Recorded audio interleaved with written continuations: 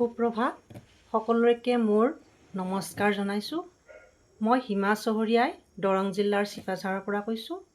এই সুযোগতে মই কৰ্ণাটকৰ মহীশূৰৰ অসমীয়া ভাষা সাহিত্য চৰ্চা মঞ্চ পোহৰ জোনাকীৰ প্ৰথম বৰ্ষপূৰ্তি উপলক্ষে অনুষ্ঠানৰ এই পবিত্ৰ ক্ষণত তেওঁলোকলৈ আন্তৰিক অভিনন্দন জ্ঞাপন কৰি কবি হীৰেণ ভট্টাচাৰ্যদেৱৰ এটি কবিতা পাঠ কৰিব ওলাইছোঁ। ফুলভান্তি মাৰ্জনীয়। কবিতাৰ শিৰোনাম মোৰ দেশ। মোৰ প্ৰাণৰো প্ৰাণৰ, মোৰ গানৰো গানৰ মোৰ দেশ।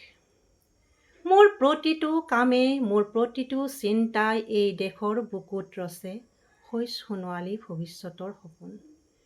মোৰ জীৱনৰ আহে আহে, মোৰ যৌৱনৰ কোহে কোহে সেই সপোনৰ কল্লোল। দেশে দেশে দেশ আছে, এনে বহু দেশৰ অৰঙি দৰঙি মই ঘূৰিছোঁ। বহু বন্ধুৰ সতে হাতে হাত ধৰি ফুৰিছোঁ। কেতিয়াবা সাগৰ তলিত, কেতিয়াবা খেজুৰ তলত, নতুবা পাহাৰ তলিত খন্তেক জিৰাইছোঁ। বন্ধুৰ সতে প্ৰাণ খুলি প্ৰাণৰ কথা পাতিছোঁ। তাৰ পিছত আকৌ আৰম্ভ কৰিছোঁ নতুন যাত্ৰা। এনে বহু যাত্ৰাৰ শেষ মোৰ দেশ, যাৰ বুকুৰ উমে মোক দিছে ভাল পোৱাৰ আনন্দ, যৌৱনৰ প্ৰাচুৰ্য, জীৱনৰ নতুন অৰ্থ। এই দেশৰ প্ৰতিটো পুৱাই মোলৈ লুকাই আনে ঐশ্বৰ্যৰ বিপুল সম্ভাৰ। প্ৰতিটো সন্ধিয়াই বৈ আনে স্নিগ্ধ ফুলৰ সুবাস। প্ৰতিটো ঋতুৱে মোক দি যায় জীৱনৰ আশীৰ্বাদ। এই দেশৰ বাবে মই জীয়াই আছোঁ, এই দেশৰ বাবে মই জীয়াই থাকিবলৈ মৰণ পণ কৰিছোঁ।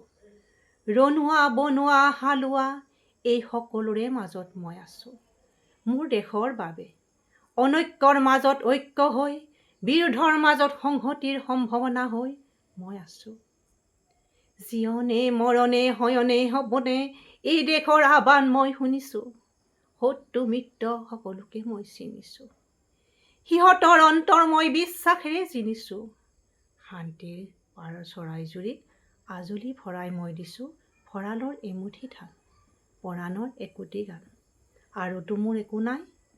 মোৰ দেশ, মোৰ কল্লোলিত সপোনৰ উত্তাল তৰংগই মোক লৈ যায় গভীৰৰ পৰা গভীৰতৰলৈ, আদৰ্শৰ কঠিন পৰ্বত মূললৈ। নমস্কাৰ।